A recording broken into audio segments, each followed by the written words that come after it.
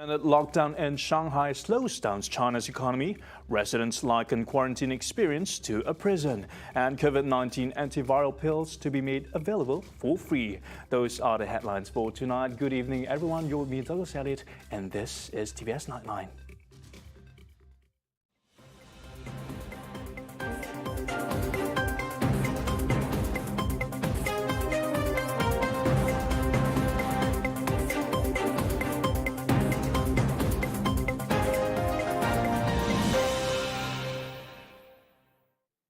We begin with a top story. China's most populous city, Shanghai, continues its streaks of lockdown, with fences erected at the entrances of many residential buildings on Sunday. The continuous lockdown has impacted its economic activities greatly, where its gross domestic product grew to only 3.1% in the first quarter of 2022.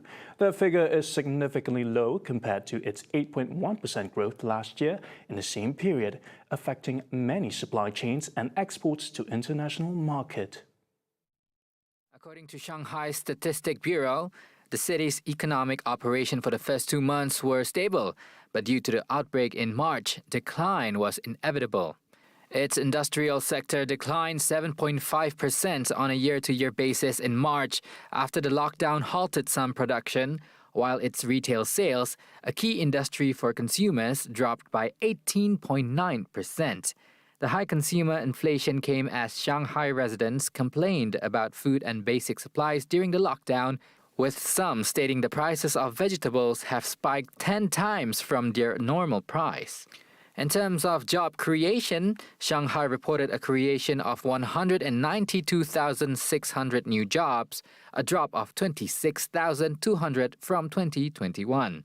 Shanghai's decision to put up fences have fueled outcry from its 25 million people who are now stuck in their homes and are required to take 3 COVID tests this week after the city reported 22 new COVID cases. And following China's underwhelming GDP performance and the effect of its continuous lockdown, should Malaysia be concerned since the country is Malaysia's biggest trading partner? As previously predicted, Malaysia's GDP will continue to grow, proven by its trade and commerce growth of 236 billion ringgit. Chief economist from JUNAIDI Global Malaysia, SHANGHAI, believes that Malaysia will continue to benefit from the downturn. As far as Malaysia is concerned, Malaysia continues to benefit from opening of many economies. Yes, there could be a short-term slowdown with China, but overall, the economy is still very much on the rise, and Malaysia is benefiting from many geopolitical risks, global economic fragilities, because people are still buying stuff and output from Malaysia. So I think government and Bank Negara are totally committed to deliver economic outcomes so that Malaysia remains on the upsurge, and the GDP that we have made a forecast for this year, that is between 4 and 5%. It looks very much achievable for 2022 and moving forward. On China's economy, Sean described it as a minor economic impact, as their government will find a way to resolve the issue holistically. China's lockdown, yes, there's a concern, but it could be a short-term hiccup, which will be overcome by the Chinese government. Chinese government has always made some strategic maneuvering, and they have always overcome the challenges very smartly. So I think it could be a small hiccup in the economy, but overall, we at JUNAIDI believe that China's GDP will be between 5 and 6% for this year. Following Shanghai's decision to barricade residents in an attempt to curb infections by limiting movements out of the house, those who are asked to undergo quarantine are put in a prison-like quarantine centers. One Shanghai resident filmed her quarantine experience, which put many in shock. 第一个中转站的情况是，混乱无人管理，然后条件特别差，特别脏。我当天晚上从家里出来之后，到达那边之后，是需要自己找那个折叠床，然后包括睡觉的被子什么的，没有人提供。我问一个大叔，我说你的被子是从哪里来的？大叔跟我说，让我去其他房间里面找上一批已经被转运走了的人睡过的被子。他说你看一下哪些被子是比较干净的，只能这个样子也没有办法，没有人管我们。然后对，然后我上楼，然后有一个比较空旷的地方，我勉强找了一个比较看上去比较干净的被子，就闻上去还有洗衣液的味道，所以我就想，OK， 那这个应该还可以，对。Afterwards, she was transferred to a transit facility where each patient was given a bed with numbers and was built of many cargo containers in a large open space. Though things seemed normal at first, it wasn't until when they were informed by people in hazmat suits that none of them are allowed to leave the container, which fits 3 people at a time. 然后你可以问医生然后药物，然后医生可能给到你的也只是止咳糖浆这一些，然后其他的情况下的话，你就是在这边休息，然后到点吃饭，就很正常的活动。为什么要集中大家一起来做？然后与此同时，你还不停的送新的患者进来，那这样不是会交叉感染吗？那我怎么能够保证我出去的时候，我出去的状态是阴的，但是我其实当时又被感染了呢？ Even though she was forced to live in the container for 24 hours, the whole process felt exaggerated, redundant, and ineffective. Wu hopes that things would revert back to normal, as normal citizens like herself are not able to leave the city with the strict lockdown, especially with the erection of the fences blocking residences throughout the city. The COVID-19 antiviral medication will be made available for free in Sarawak.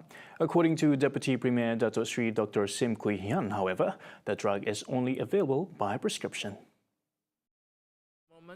All the oral antivirus medications bought by federal government or Sarawak government to buy in addition, we always they are free, but on the other hand they have very strict criteria. And then they have some side effects like diarrhea, vomiting, or loss of taste. So the doctors in the public hospital, they are assigned doctors who will assess you based on the needs. And the needs at the moment is looking at your history, looking at whether you're category 3 or not. Early this month, the federal government had procured 48,000 doses of the COVID-19 antiviral pills. Out of these figures, however, Sarawak will only receive 2,400 doses. Therefore, the Sarawak Health Department would procure additional 3,800 doses to last until August, which is the figure estimated by health experts. 1 dose of the Paxlovid antiviral pill contains 5 tablets, and each person will require a single dose.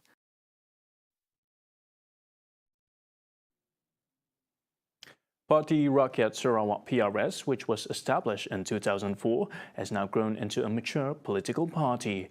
Gabungan Parti Sarawak GPS chairman Dato Petinggi Tan Sri Abang Johari Tun Openg said that PRS has proven itself to be on the same level as the other GPS component parties in bringing greater developments to Sarawak. Lebih-lebih lagi PRS adalah sebuah parti rural base. Dan mereka mempunyai pengalaman dalam pembangunan yang berlaku di luar bandar yang boleh kita masukkan di dalam pembangunan yang lebih besar dalam kita menuju ke arah 2030. Abang Johari said this after officiating the 5th PRS Triennial Delegate Conference TDC on Sunday. At the conference, no contests were conducted for all party positions in accordance to the party's Supreme Council's decision. PRS Acting President Datuk Joseph Salang Gandum will take over the position as president after its former president Tan Sri James Masing died of heart complications last year. Following that, Abang Johari, who is also Parti Pusaka Bumiputra Bersatu PBB president, said the party will field new faces in the coming 15th general election. This comes as some MPs from the party have decided not to defend their seats in the next election. Ya, saya serah kepada PRS lah untuk menentukan siapa yang mereka nak calonkan. PBB pun begitu juga. Ada yang kata masanya sampai untuk saya juga ganti nak. Saya sudah dapat ngelakar on behalf PRS lah. Ya, tu pulang berpimpinan. Tapi saya boleh kelakar dengan hal PBB. Sudah ada tanda-tanda kata, bolehlah cari orang lain. Earlier, Abang Johari was asked if he would advise PRS and other Gabungan Parti Sarawak GPS component parties to field women candidates in the election. He added that the respective component parties in GPS would determine the candidates the coalition would field in GE15, adding that GPS machinery is prepared for the eventuality of the 15th general election.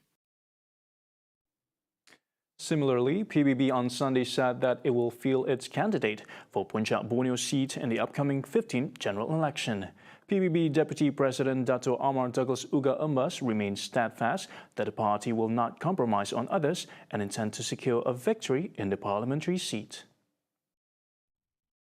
At the moment, as far as we're concerned, it is a PBB seat. And that's why I appeal to members just now. We must work hard, make sure the PBB candidate win the next parliamentary election. Period, no more. Today kita nampak parti PBB has grown from strength to strength. Dari segi kerusi, lepas pilihan raya yang lepas, kita dapat 47 seat in the State Assembly of ATP. And that is a reflection of our strength in Sarawak. And as you see, over time, we develop, we discuss, we deliberate, and program was formulated. And so, with the aim of strengthening PBB. And as we see, we have shown that we remain united. Now, the combination of young faces and veteran leaders in a party is seen as key in ensuring the continued success and legacy of Parti Persatuan Bumiputra Bersatu or PBB. Its Deputy President Dato Amar Awang Tengah Ali Hassan acknowledged that without such combination, it is difficult for a party to remain relevant. Dalam setiap pilihan raya, sama ada peringkat negeri maupun peringkat parlimen, kita mengemukakan muka-muka baru. Bukan sahaja di kalangan pemuda, tapi di kalangan wanita kita tambah. Kita mahu gabungan yang cukup mantap antara yang lama dengan yang baru. Kalau yang baru semua tak betul juga. Jadi kita mesti ada gandingan ini. Ini akan memastikan kesinambungan kepimpinan. Ini akan memastikan penerusan perjuangan. Untuk ini, kita mengucapkan setinggi-tinggi terima kasih kepada Saudara Yusuf Nos. The winning combo also serves as the basis of integrity and inclusivity for PBB. He said this at the opening ceremony of the PBB Talian and Balingan Triennial Delegates meeting on Sunday.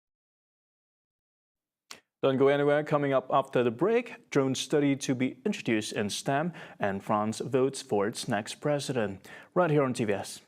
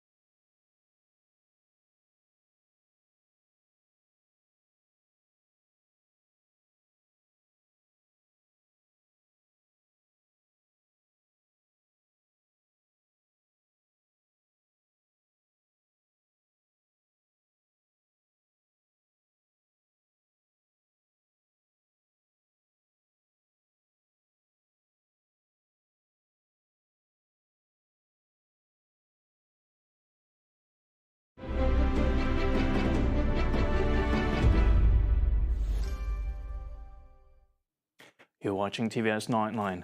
The Ministry of Science, Technology and Innovation MOSTI plans to introduce drone industry and technology in the STEM education syllabus to produce more future industry players. The matter would be discussed with the Ministry of Education as part of the government's effort to streamline the syllabus. Its Minister, Dato Sri Dr. Adam Babal, said that the Ministry of Education will bring the Cabinet Memorandum on STEM and its use to the government soon. Dr. Adam said the inclusion of drone technology has the potential to create new job opportunities and improve the living standards of the people.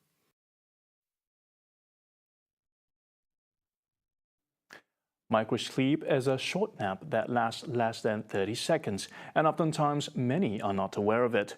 This unhealthy sleeping pattern causes several cognitive impacts, such as memory loss, delayed response time, as well as death when one is driving. Surrey Civil Defense Officer Shahrul Azizi Saidi advised those planning to return home to be well rested before driving back to their respective kampung.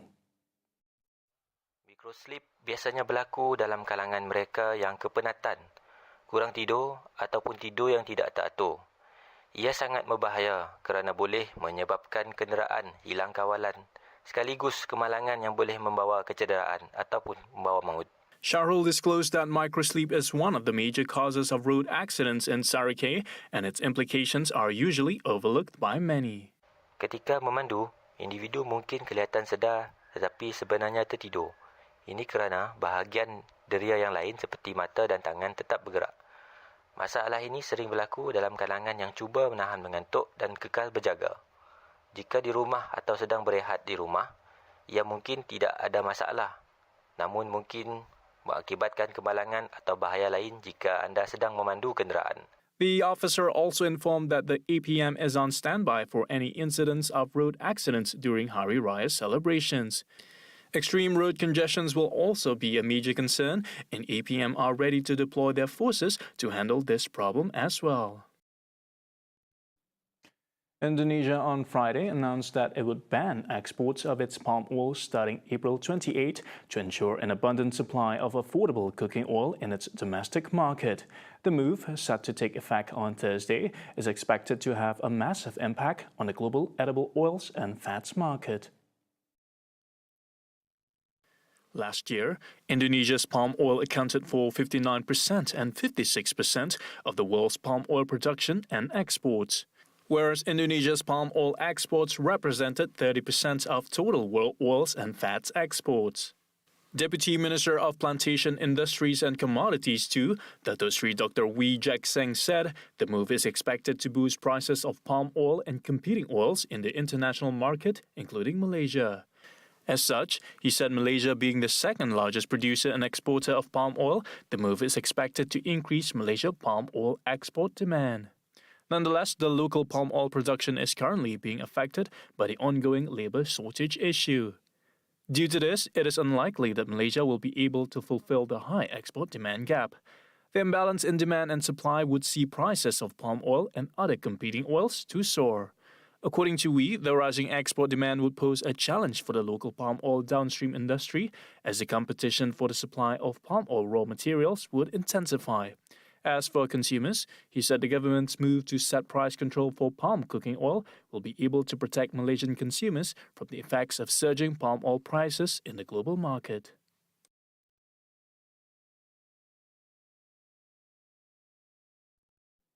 Minister in the Prime Minister's Department, Parliament and Law, Dato Sri Dr. JUNAIDI TUANKU JAAFAR, is pleased with the cooperation of everyone involved in the drafting of the anti-party hopping bill, adding that the conclusive bill would be one that all Malaysians will agree with. You see, there are a lot of members. We interacted with a lot of members of parliament. They gave us a lot of ideas. But then at the end of the day, we got to see as a matter of principle, which are the particular principle people agree with. We really go into the law. People like Gobin, people like Hanifa from PKR and Gobin from DAP. And then we have people like Nazri Aziz from UMNO and Adelina. And we have Takiuddin from PAS. And we have people like Hamzah from Bersatu. These people all have background of law. and they have a long legal practice behind them. The Santubong MP also said that many do not realize the challenges in drafting a law, but it is now undergoing exhaustive consultations for it to be passed in Parliament. Adding that the drafting of the anti-party hopping bill was more complex compared with the Malaysia Agreement 1963 Constitution amendments, as the team had to avoid contravening Article 10 of the Federal Constitution, which covers freedom of association. Earlier, JUNAIDI revealed that 39 members of parliament have party hopped since 2018.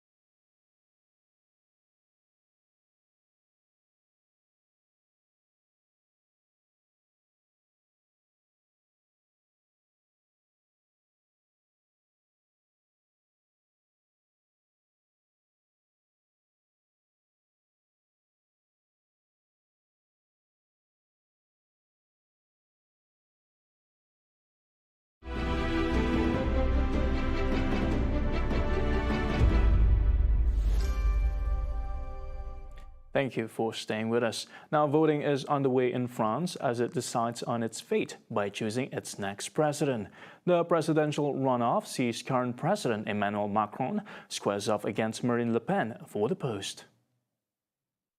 Opinion polls in recent days gave Macron a solid and growing lead. As analysts said, Le Pen, despite her efforts to soften her image and tone down some of her policies, remained unpopular for many. But a surprise victory for Le Pen could not be ruled out, given the high numbers of voters who were undecided or not sure if they would vote at all in the presidential runoff. With polls showing neither candidate able to count on enough committed supporters, much will depend on voters who are weighing on the implications of a far-right presidency against anger at Macron's record since his 2017 election.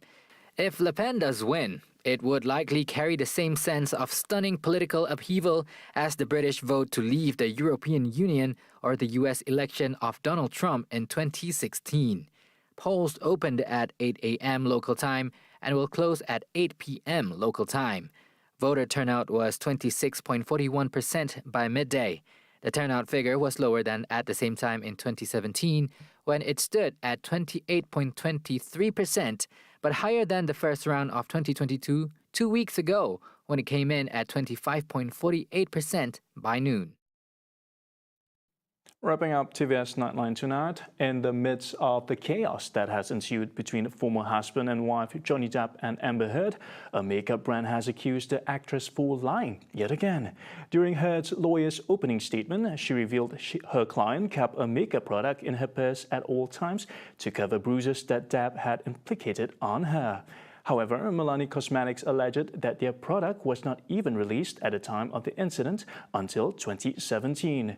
The alleged abuse between the couple had only took place between 2013 and 2016. A video explaining the situation has gone viral on TikTok, which has been prompted by many citizens following their statement. The video provided visuals that showed a Milani employee pointing to a PowerPoint presentation about its products, where the correction kit was only released in 2017. However, the brand did not state whether early samples were given to the public or not. The cosmetic is no longer available on Milani's official website, but it is listed on other resale sites for $25. Though many showed support for Milani speaking out for Depp's defense, others accused Milani of using the moment as an advertising opportunity. Some said brands should not take sides in litigation proceedings, even if they are mentioned. And that's all the time we have for TVS Nightline. For more headlines, head to our website, TVSTVMY, or follow us on our social media. Once again, I'm Douglas Elliott. Thank you for watching.